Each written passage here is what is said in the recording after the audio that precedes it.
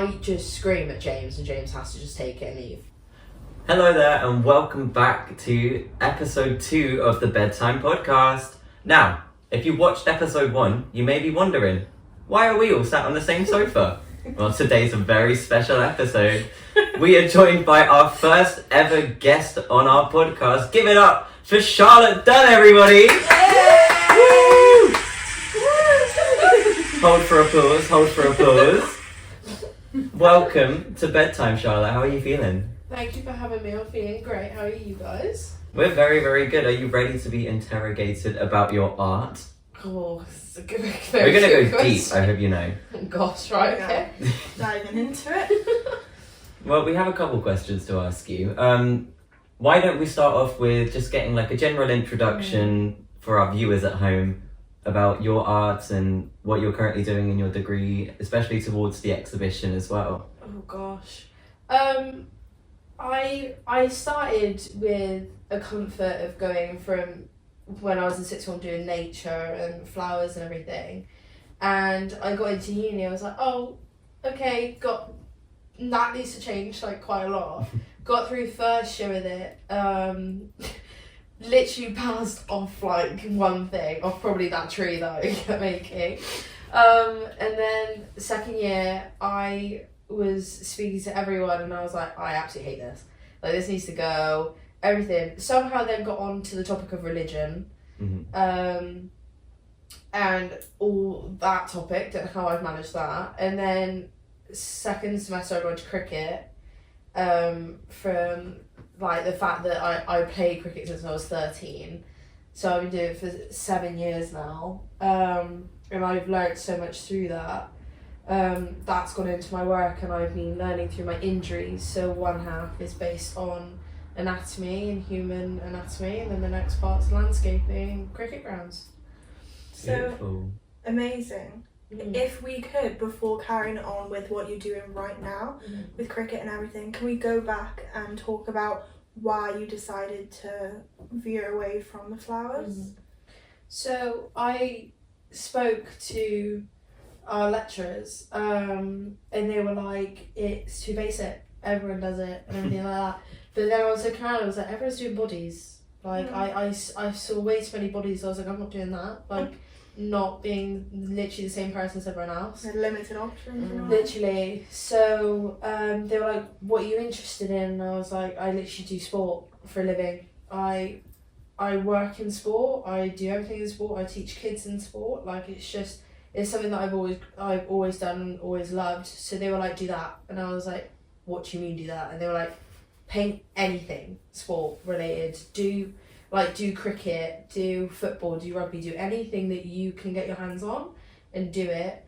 And I said, okay, I'll do cricket then, sorted the problem. So I started going on bodies, like the motion and the movements throughout bowling, throughout batting, the positioning. And then I moved into collaging, so I collected all the pictures I had that was of me batting, put that into one together, then bowling, and then facial expressions is a whole different topic that me and Olivia had a conversation about. And yeah, we hated the facial idea, so we moved back into batting and bowling, and that was one of our focuses really. And then I moved into all my cricket grounds because I thought landscaping, I want to keep the nature going, however I want to change focusing on one thing. I was painting different shades of bloody roses and first year, don't know why, could never get my head wrapped around what we were doing, always panicked by everything. So then when I got to do what I wanted, it was so much easier, and I moved into cricket grounds and now I'm fine. I can just chill every week. I guess it was such a big difference from going from A levels to uni, right? And just the way of learning is so different and the things we're taught. But do you feel like you're content now with your subject? I feel like I'm content now because I know what I'm doing. I feel like when we don't know what we're doing, especially when I'm like sat there going, what is going on, nothing goes through my head. And I feel like that also comes with different lecturers. Like when we speak to Olivia, she like over analyzes everything, and she she honestly, she cannot say one word without, and like an English teacher. I can never get behind what they say to me at all. But when James would speak, James would make it funny and a joke and everything, so it was so much easier for me to understand. And that's how I got onto it, and that's how I'm more content, because it's just so simple moves that I can do, so much more simple things I could paint and make it such a big thing. It's easier. And I think that's better for me, so I don't worry. Art is just way too complicated, isn't it? Well, I don't get why it has to be. It doesn't need to be, No. really, but I guess for whatever this degree. But like we learn about artists like drawing a line and pay for it, but then I mean, we're not allowed to do that in our own stuff. We never, like, maybe I'm just speaking for myself, but never saw art in the way that we do now. Yeah. And I don't necessarily know if I'm happy or sad about that. Because we look into things a lot more and there's a lot more aspects to it, but sometimes I just want to appreciate something for what it is. Yeah. There's no mystery anymore. Yeah. Like, I automatically find myself thinking, oh, this is a triptych. And it's like, no, I just want to look. Yeah, that's just three No, things. it's 3 canvases on a wall. I look at it, I'm like, oh god, the colours blend so well, and I'm just like, girl, just look at the picture. Yeah. Just look at the picture, you'll be fine. Because really, I mean, for art, like, if you're making it, it goes back to the question that Olivia has asked us, like, why do you make art? Who do you make art for? And like, say if you're making it for an art critic, then you want them to think about that. But really, when I'm making something, I'm kind of making it for me, because I'm just thinking about what I want from it. I'm not thinking about what I want, the techniques I want people to see. It's just the final result and what I'm trying to convey. Yeah, because it's the image in your head, or at least it's the thing you wanted to make in the first place, no matter what anyone else thinks. But then sometimes the barriers of doing art at university means you can't always make the thing you want to make, because people would think you can. Like, I've said to people so many times, my course isn't just painting pretty pictures, by the way. It's a lot of research, it's a lot of writing, and it's also, you have to dedicate a large portion of your time to one thing or 4 of the same things for a couple of months. It's a lot. When I'm talking about it to other people who don't necessarily know what the course would entail, I always find myself saying, like, it's actually more philosophical in a way, like the things we talk about. And I think of like object and image. Like, you have to use every part of your brain to figure out how to talk about that. You almost have to switch off some parts as well. So I was just thinking, like, when was it for you that you discovered you wanted to do art or something art related? I think it was year 9, year 10.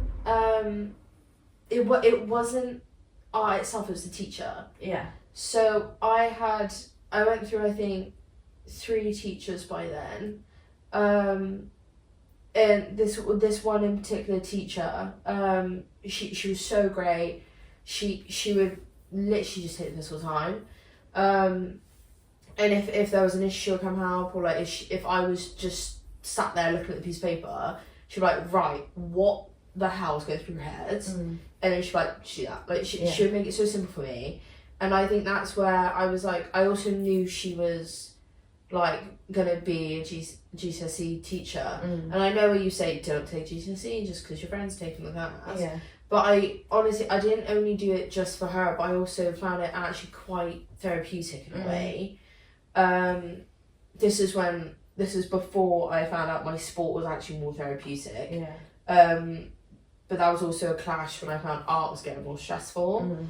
Like when you hit exams, it gets different. But like year 9, year 10 is when like I fully settled in, going, art's what I want to do and everything. And then I went into 6th form as well, and I had the same mentality. And I got here and it's like out the window. Like the amount you learn, what you learn in GCSE and A-level, I think is way more helpful in what you learn here. Because I'm not gonna lie, what you learn here makes no sense. It's a bunch of nothing. I'll be honest. Like all the lessons we have now, a waste of time to what we have to do. And then, but in GCSE and A level, you're sat there doing your work constantly. You're mapping already what you're doing for exams already.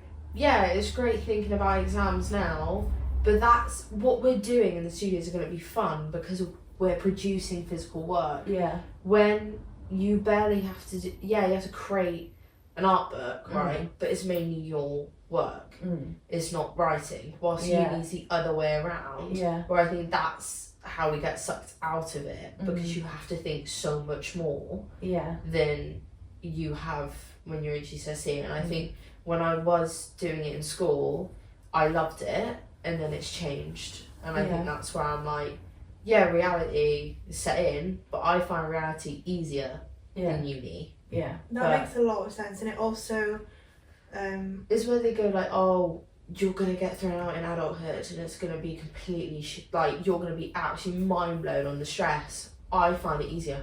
Yeah. It does just show how different people work differently though, like in terms of an educational standpoint, because some of like the people in our course, 100% like these lessons and stuff or lectures will help their thinking.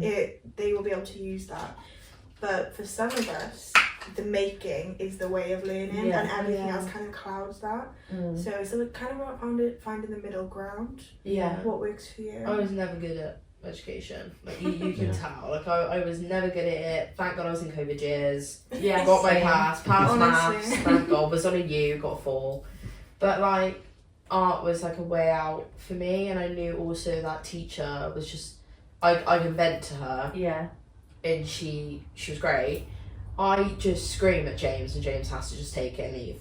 James cannot argue with me at all. Like Olivia tries to then educate me, and I'm just like, no. Yeah. Let me scream. Let me get it out. Come back in an hour. Then have a conversation with me, and I'll be fine. But yeah, no. Honestly. Do you think maybe one of the reasons you've like not latched on, but you think more fondly of James is because he reminds you of that year 10 teacher, like the way they approach teaching you? So yeah. So I had that teacher from year 10 to 11, sort of back to a different teacher who then also became that type of teacher. Was fine, and then again teacher came back, whatever. So I had 2 teachers at that point. And then when we went into first year, we had Susie and we had Harriet, I'm assuming. Yeah. Hell. Yeah? Hell. I would rather do a maths GCSE math exam over and over again than sit through both those lectures ever again. And then Monday was pretty intense. First thing, back from the weekend, 10:15, sit there for 2 hours and just listen. Yeah. Those kind of lessons are not good for me. I could read that off Moodle. And Moodle's hell as well, like I can't get behind that. The bloody meltdown I had to about trying to upload that essay in December was horrible. But no, James is like that type of teacher, and I think it's because when we're going through first, second year, I was like, oh, Olivia's chill, Olivia's this, Olivia's that. I don't believe that. I think Olivia's close to Harriet, and James is really, really relaxed if you get onto that side of him. And I know you guys experience a different side of James than I do. 100% you guys do.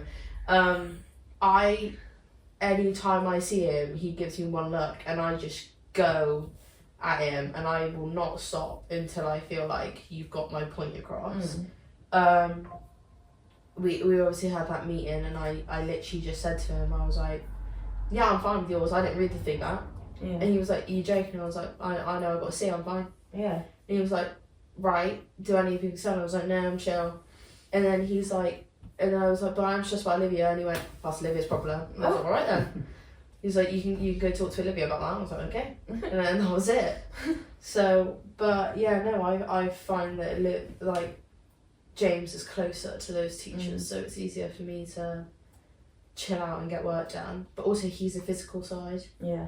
His work is all physical, whilst Olivia's all essay. Yeah. And everything. And as soon as they mentioned group work, and I was like, my head's gone. Yeah. Like, I was like, if this is going to be a repeat of first year, that's not going to go well for me. Yeah. Speaking of your inspirational people in your life, have you got any artists out there that like inspire any of your work or your making? Like outside of uni? That's a very good question. I have a few, but they're all mainly sport. Well, whatever inspires you, really. It can be anything, you know, that informs your practice. I find Alvin Armstrong really interesting to look into, because he was basing, he was basically he was watching athletes, and he was getting all the interesting mobility and all the movement and everything. He was learning it. He was taking it all in. And even with horses for horse racing, you could see the detail they put into it, and that was really fascinating for me. And I learned him through last semester, and I found him so satisfying to just completely look at his work and like learn how he was doing everything. He just didn't care. Like he would paint when he wants to paint, and that was it. Like he was completely like interesting and intriguing to watch. On his website, you can just watch how he does everything. It was so interesting to watch on how he would just look at take one look, and he'll paint the whole thing. Like it was so interesting. But yeah, normally it's just him. Do you feel like you take any of those techniques? I find that I base it off memory. So when I try the technique of just looking at one photo and then looking back and painting it, it was quite easy for me because it was memory, because I knew I was there. Because I've been there so frequently in these places, off the back of my head, I can tell you where everything is on a pitch, where everything is like in the background of a pitch, like the pavilion, everything. Like I can tell you. I feel like that makes it more interesting. Yeah. Like instead of copying it exactly, how you remember it can kind of, maybe certain little details might change slightly, but that's almost more interesting to look at. It's like with adding players in, I start with one player that's furthest in the back, and then I remember the events that were happening at that, and I'm like, actually, there's more of an interesting take on this game. There's a different image in my head.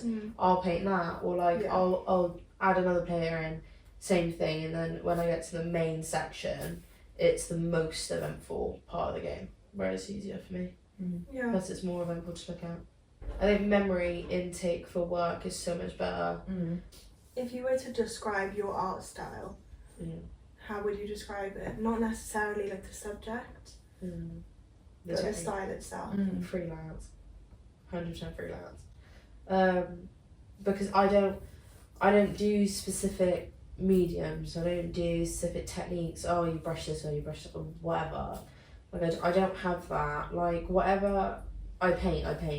If it comes to my head, I was painting airplanes yesterday. Like, I had one talk with Elizabeth where she was like, because I was going on about the texture, and she was like, do clouds. I was like, but how does that relate? She's like, do you never look up in a game? I was like, actually, fair point. Like when I'm bored, I literally just stare at the sky, and I'm just like, oh. Or like if we lose a ball, I start, if it's sunny, sunbathe on the pitch till they find the ball. And I literally just watch all the planes go past, whatever. And I always remember my uncle was saying which way the planes go to America, go back. So each time I look up, I'm like, oh, it goes to America, oh, let's go, whatever. Like I always do that. So, I think it's just freelance, because I start painting whatever I remember. It's never a certain style, never a certain technique, nothing. Since you are so freelance with your art, whenever you paint, what could we expect from you at the exhibition? Sorry, what are you gonna bring? No one knows. Yeah. No one knows. Do you? No, I don't. I will be painting 100%, but the mediums I don't know unless I use both. And also the image, don't know if I'm gonna add different memories in, don't know if it's gonna be mixed media, nothing. I don't know until I start doing it, and I know, because we don't know how big the studios are realistically, because we haven't gone there yet. I feel like once I'm there and I just throw my shit on the floor like I normally do, know where everything is, whatever comes up comes up. Yeah. And I feel like that's way better, but I also like playing with how close I can get to lecturers to an edge. Yeah. So like I always keep them on their toes, which I love doing. It plays them so much, and I find that entertainment more. Like James is getting really, really worried about what I'm doing because he will literally see me and I'll be like playing on my phone or I'll be like blasting music or whatever and I'll just be sat there and he'll be like, what are you doing? I was like, I've done it. Like I've done this work. He'll be like, what? And then he'll be shocked if I've done it. And if not, he'll be like, well, why are you not doing anything? I'm like, yeah, it's in the back of my head. I'll do later. He'll get so worried about it. I said I've also stressed him out about graduation. I said, oh, I have a surprise at graduation. He was like, what is it? I went, you'll never know until that day. And he'll be like, please tell me you'll show up. And I'm like, well, you never know. So I just like to decide at the moment of making, don't you? Exactly. I feel like I stress less. So you've not decided fully the exact thing you're making yet. No. But is it still going to stick to the cricket team? Oh, 100%. So I had this one thing where I do a panoramic and I think I'm going to stick with that. However, currently I'm obviously painting day, night, sunset, off days, anything days, and the same ground. I don't know what ground I'm going to paint, don't know what time of day, if I'm going to collab different times of the day, off days, on days, whatever. All I know is going to be a panoramic from basically like a 0.5 view, and like, but from someone viewing it, not from just a picture. I don't want to be picturesque. Your view including a peripheral view. Yeah. So are you thinking you're going to end up with a one big final piece? I have 2 canvases currently that are basically huge. I'm going to stick them together,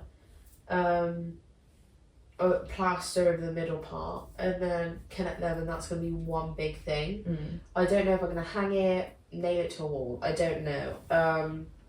Because realistically, if I hang it, there's nothing on the back of it. What's the point? Yeah. So all I'm going to do, I'm probably going to nail it to a wall or whatever, but it's going to be one huge thing. Yeah. Because I feel like I go backwards and forwards to scale so much, and I used to do such small things. I feel like some people need to see what I see. Yeah, because you do really Such fine detail. Yeah. So if it is on a big scale, it will really show off your detail. Plus, I feel like I do so much better when I can get so close to it. Yeah. So I feel like if I'm stood up, I can lean against it. So I feel like if I get all the big things out of the way, small details all I need to do. Yeah. But we just need to move in there and I can start doing it. Would you say that you aim for realism, or is it? I'm not going to say anything. You answer that. I think so. I think realism you can take in different ways, and I think other people do as well. But I always think realism is reality. It's probably that definition to be fair, but I never really got the true definition because our lecturers give such different things. I never thought to really look it up either. So I always go on what's the most realistic, but also what I can think you portray a different way. Yeah. So what other people see compared to me, I try and add in. Mm-hmm. So I want different realisms going through. Yeah, that makes a lot of sense. Yeah. So. And then in a way, it's also kind of surrealist because it is your memory. It's how you see things. Yeah, it's not in front of you, and it's just how you perceive things. You know. Oh, so it's your reality. That's what realism is to you. It's your reality. It's my reality. So it might not follow a photo exactly, but it was capturing your experience of it. Yeah, so my work last year, the big sunset photo, wasn't that close in. It was so far out, and you couldn't see any detail on the bricks, nothing on the pavilion. I decided, as I was painting, I was like, no, I'll bring that in. Because those are like important details to you. Yeah, so I was like, oh, so what would be interesting to look at, or what do people normally see when they see whatever? So I was just like, yeah, okay, I'll bring that in, push this out, maybe add this detail in that's not even in the photo. Like I make stuff up so much in my reality anyway, the amount of scenarios I put myself through on a daily, I just smack bang, like painting, like whatever's in my head at the time goes in my work. Basically, just throw people through a ringer really on what they think they're seeing. Well, I think Belle's got the question that all of us have been dying to know ever since you first introduced cricket to us, which is... Why cricket?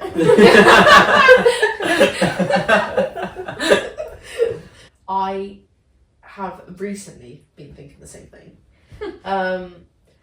So since I was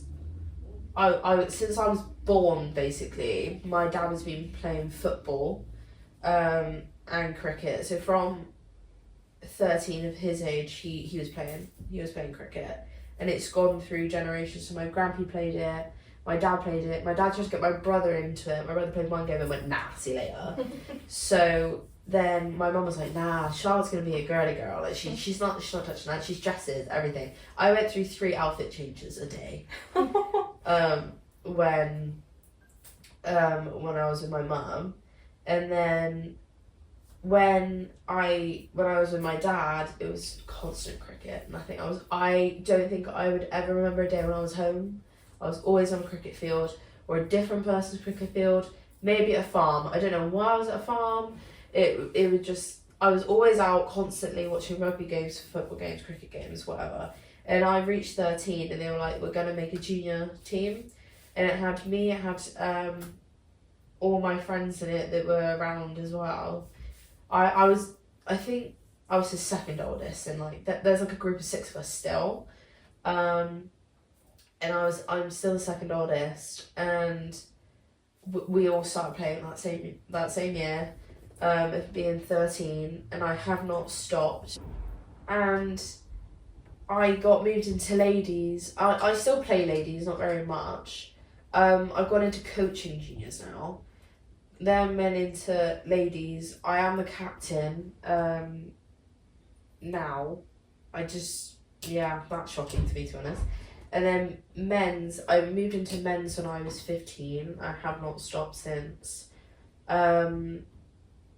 However, that is why, because it went through my family. So it's quite a special sport to you. It's quite a special sport, but at the moment with my injuries, I can't really play much. I'm kind of signed off from playing. Should probably not tell my physio that I'm coaching, but you know, cover that up. Yeah, no, I normally you cricket, you play 8 months a year, maybe. If you're lucky, if you're playing inside, it's about 9. Depends on your team, but yeah, no, cricket's became kind of a tradition for me. Yeah. To keep playing, and I tried to take a year out last year. My dad was like, no, not happening. This year I got out of it a little bit more because of my injuries, but I will still need to coach my kids because I won't take breaks off just to not teach the kids. So I'll do that, but I won't play. But yeah, normally, why cricket is because it's from my family. It wasn't just a personal choice. Really nice to hear all this, and I'm glad everyone else can have this side of your art now, because well, we never get to read whatever you write anyway. Yeah. So it's just interesting having this context. Yeah. You've always been a very active person. Yeah. I always have. Like, as much as I become really, really lazy across at uni, because I never want to be there. We all know I don't want to be there. Everyone's like, even Elizabeth was like, how are you in this course? I'm like, mate, I don't know.